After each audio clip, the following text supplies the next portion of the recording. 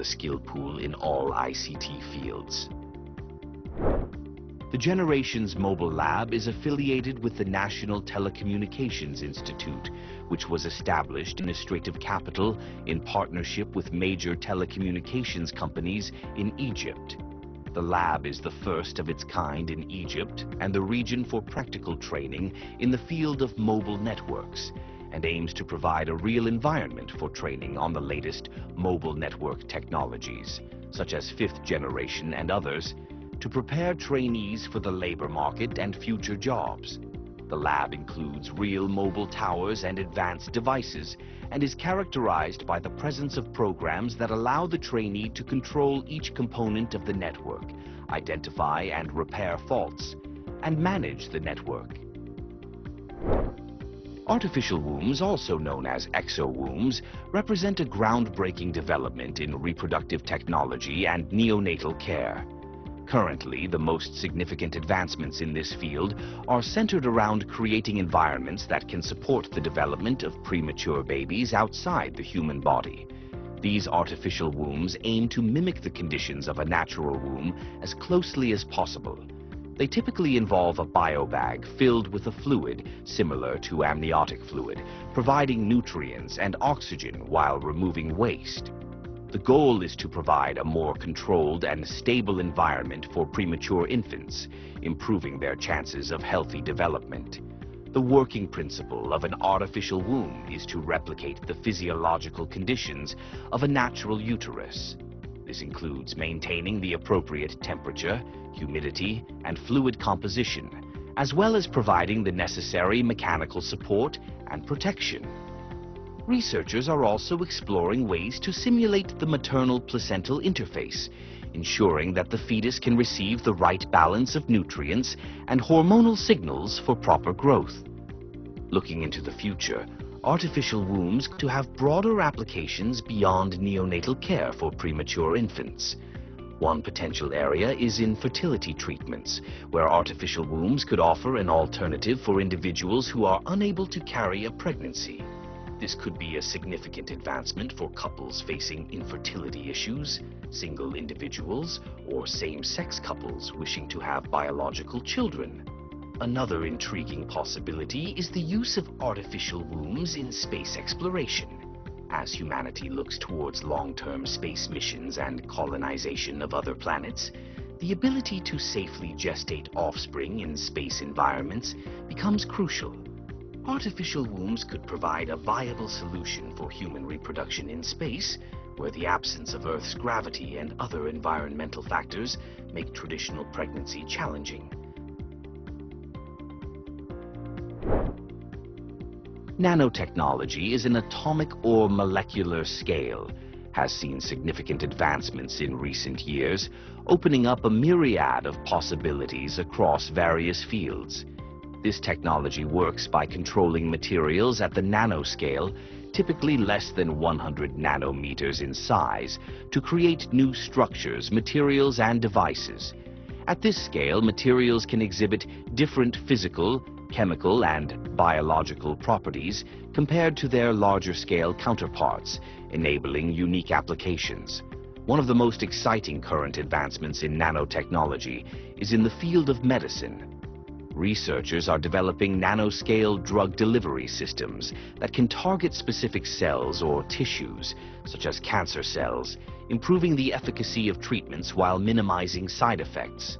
Another significant development is in the creation of nanomaterials with extraordinary properties, like graphene, which is a single layer of carbon atoms arranged in a two-dimensional honeycomb lattice. Graphene is renowned for its strength, flexibility, and conductivity, and is finding applications in electronics, energy storage, and even water filtration. Looking into the future, nanotechnology could evolve to have a transformative impact on various industries. In healthcare, we might see the widespread use of nanobots for diagnostic and therapeutic purposes. These microscopic robots could perform complex tasks within the human body, such as repairing damaged tissues or directly attacking pathogens, leading to new frontiers in medical treatment. In the realm of environmental sustainability, nanotechnology could play a crucial role in developing new methods for water purification, air filtration, and energy generation. Nanomaterials could be used to create more efficient solar cells, batteries, and fuel cells, contributing to the transition towards cleaner and more sustainable energy sources. Furthermore, nanotechnology could revolutionize the field of electronics, leading to the development of smaller, faster, and more efficient devices. This could include everything from advanced computing systems to wearable technology that integrates with the human body.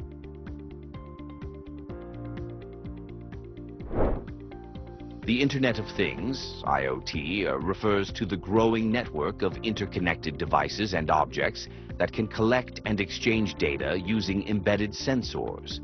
These devices, ranging from ordinary household items to sophisticated industrial tools, are connected to the Internet, allowing them to send and receive data. This connectivity enables a level of digital intelligence in these devices, allowing them to communicate real-time data without involving a human being. One of the most interesting current advancements in IoT is the integration of artificial intelligence and machine learning. This allows IoT devices to not only collect data, but also to analyze and learn from it, leading to more efficient intelligent systems. For example, smart thermostats can learn a user's preferences and adjust the home's temperature automatically, or industrial IoT devices can predict maintenance needs for machinery, reducing downtime and saving costs. Looking into the future, IoT will to become even more integrated into our daily lives and the infrastructure around us. One potential development is the concept of smart cities, where IoT devices are used to optimize traffic flow, manage waste, improve energy efficiency, and enhance public safety. This could lead to more sustainable and efficient urban living. Another area of growth could be in healthcare, where IoT devices could monitor patients' health in real time, providing data that can be used to personalize treatment and predict health issues before they become serious.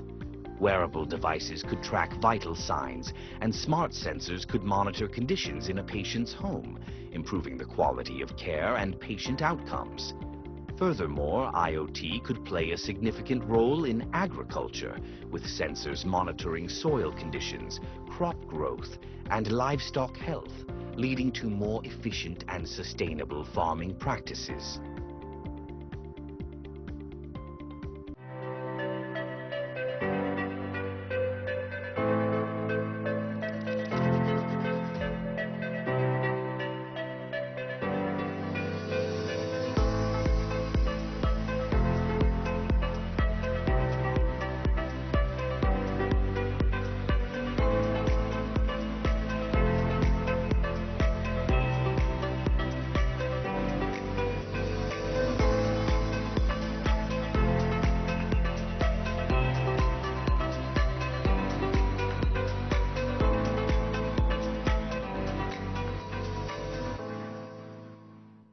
Good afternoon and welcome to Nile TV.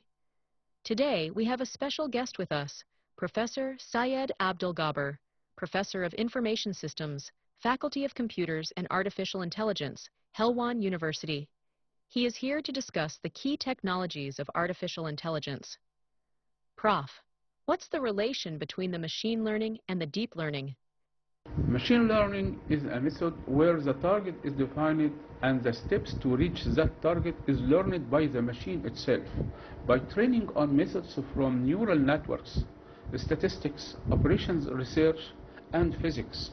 For example, to identify a simple object such as an apple or orange, the target is achieved not by explicitly specifying the details about apple or orange, but as we teach a child by showing him multiple different pictures of apple or orange, and therefore allowing the machine to define the steps to identify it.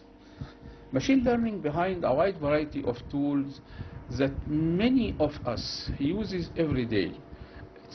It's present in our social media channel, customer service, and data analytics.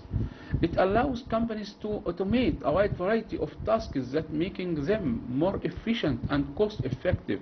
Machine learning is most helpful when simple rules or computation can't be used to predict a target value, or when looking at a large data set.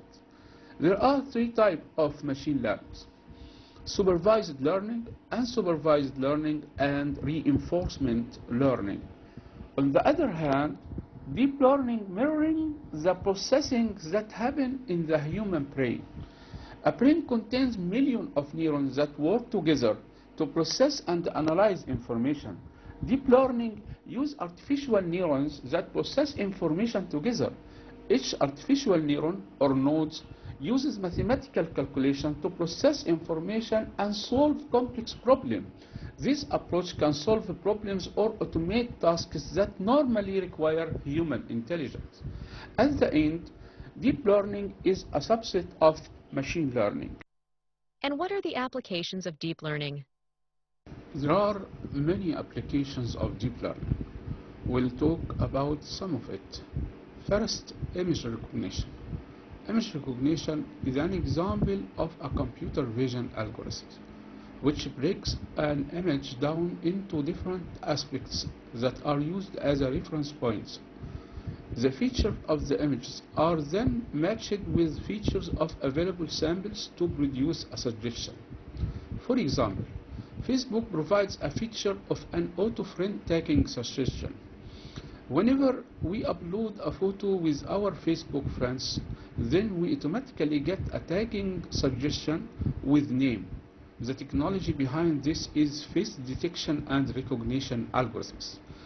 It's the Facebook project named DeepFace, which is responsible for face recognition and person identification in the picture.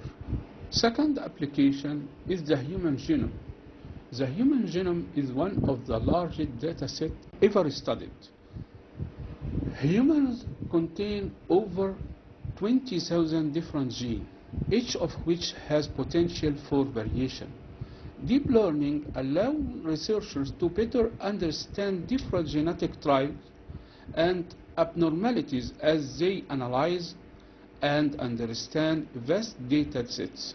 For example, deep learning helps scientists identify the genetic variants shared in individuals with traits that those scientists are studying, like hemophilia or diabetes, allowing them to better understand where in the genome this disorder originates. Occasionally, it can help researchers understand why they occur in the first place. The third application we'll talk about is deep learning application in education. It can help educational institutions impose process-based tasks and more student-focused initiatives. Statistical models can help understand student progress and needs, while scheduling algorithms can help to create more efficient and streamlined schedules for institutions of all sizes. The last application we'll talk about is the computer vision. Computer vision uses deep learning techniques to extract information and insights from videos and images. Using computer vision, a computer can understand images just like a human would. You can use computer vision to monitor online content for inappropriate images, recognize faces, and classify image details. When machine can process, analyze, and understand, they can capture images or video in real time and interpret their surroundings.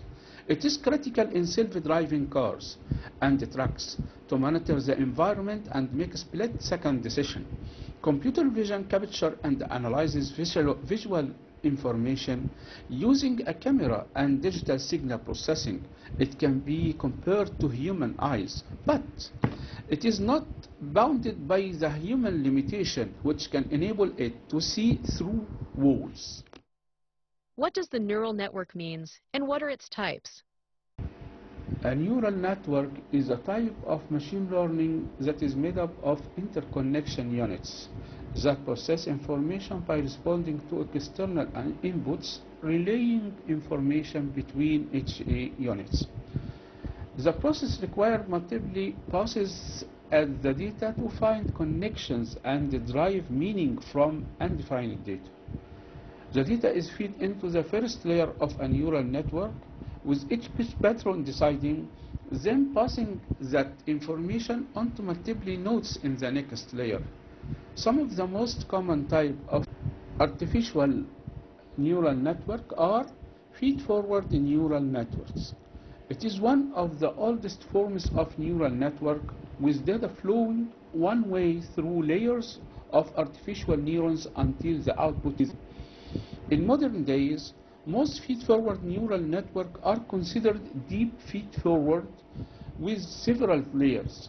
Feed-forward neural networks are typically paired with an error correction algorithm called backpropagation that, in simple terms, starts with the results of the neural network and works back through to the beginning, finding errors to improve the accuracy of the neural network.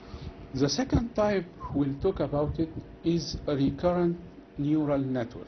Recurrent neural network differ from feed-forward neural network in that they typically use time series data or data that involves sequencing. Unlike feed-forward neural networks, which use weights in each node of the network, recurrent neural networks have memory of what happened in the previous layer as condition to the output of the current layer. Recurrent neural networks are often used for speech recognition, translation, and to caption images. The last type we'll talk about it is convolutional neural network. Convolutional neural networks include some of the most common neural networks in modern artificial intelligence. It is most often used in image recognition. Convolutional networks use several distinct layers that filter different parts of an image before putting it back together in the fully connected layers. The earlier convolutional layers may look for simple features of an image such as color and edges before looking for more complex features in additional layers. How can we differentiate between the supervised learning and unsupervised learning? Well, supervised learning is a machine learning model that maps a specific input to an output using labeled training data. In simple terms, to train the algorithm to recognize pictures of cats, feed it pictures labeled as cats. Unsupervised learning is a machine learning model that learns patterns based on unlabeled data. Unlike supervised learning, the end result is not known ahead of time. Rather, the algorithm learns from the data, categorizing it into groups based on attributes. For example, unsupervised learning is good at pattern matching and descriptive modeling. In addition to unsupervised learning, a mixed approach called semi-supervised learning is often employed, where of the data is labeled. In semi-supervised learning, an end result is known, but the algorithm must figure out how to organize and structure the data to achieve the desired result. What about the speech recognition? Speech recognition software use deep learning models to interpret human speech, identify words, and detect meaning. Speech recognition is a process of converting voice instruction into text, and it is also as a speech-to-text or computer speech recognition. You can use speech recognition in technologies like virtual assistant and call center software to identify meaning and perform related tasks. For example, while using Google, we get an option of search by voice. It comes under speech recognition, and it is a popular application of deep learning. At present, deep learning algorithms are widely used by various applications of speech recognition, such as Google Assistant, Siri, Cortana, and Alexa are using speech recognition technology to follow the voice instructions. Can you tell me about the natural language processing? Natural language processing is broadly defined as automatic manipulation of natural language, like speech and text by software. It uses deep learning algorithms to interpret, understand, and gather meaning from text data. Natural language processing can process human-created text, which makes useful for summarizing documents, automating chatbots, and conducting sentiment analysis. One of the well-known examples of this is email spam detection, as we can see how it has improved in our mail systems. This technology gives the computer the ability to analyze, understand, and generate human language, including speech. The next stage of neural language processing is natural language interaction, which allow humans to communicate with computer using normal everyday language to perform tasks. Thank you for having me. It was a pleasure to discuss this important topic. And thank you, our viewers, for joining us on Nile TV. Stay tuned for more enlightening conversations. Good night.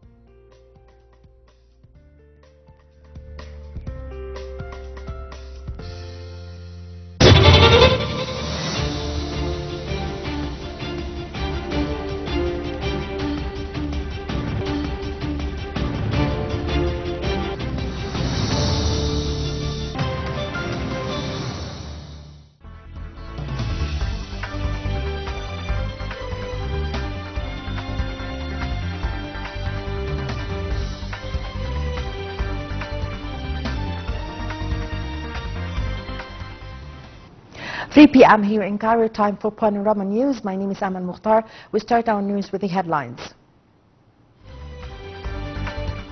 President Abdel Fattah al-Sisi receives the chairman of U.S.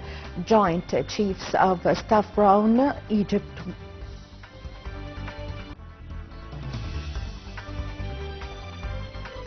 Egypt warns against dangers of opening a new war front in Lebanon.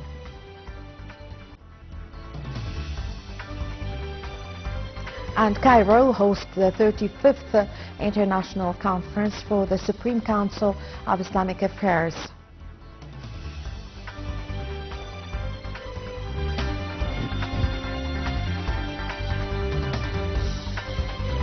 Welcome back. The news in details. President Abdel Fattah al-Sisi received the chairman of the U.S. Joint Chiefs of Staff, Charles Brown, and his accompanying delegation in Egypt on Sunday. The meeting was attended by Minister of Defense General Abdel Majid Saqr and U.S. Ambassador in Cairo, Mustafa Drag. The presidential spokesman said the meeting have discussed the latest developments in the Middle East. He said that President al-Sisi during the meeting stressed that regional stage requires a decisive stand, national community and all active parties to exert all efforts and intensify pressure to de-escalate tensions that are threatening the whole region. He also said he also warned against opening a new front in Lebanon and stressing the importance of preserving the stability and sovereignty of Lebanon. Sisi also stressed the necessity of responding to joint efforts by Egypt, the U.S. and Qatar to reach an immediate ceasefire in Gaza and allow the exchange detainees to open the way for calming the situation in the region. He also reviewed the dire humanitarian circumstances Palestinians in Gaza are suffering from, which he said drew the need for putting an end to the war immediately in order to enable the delivery of Gaza's huge needs of medical aid and other assistance. He said all international efforts must on launching a comprehensive political path to establish an independent Palestinian state according to a two-state solution. The presidential spokesman also said that the meeting witnessed agreement on the depth of the strategic partnership between the two sides and the strength of cooperation in various domains, especially the military field. He also said the U.S. Joint Chief of Staff expressed appreciation to Cairo's pivotal role in support of stability, peace and security in the region and keenness to expand military cooperation to achieve mutual interests.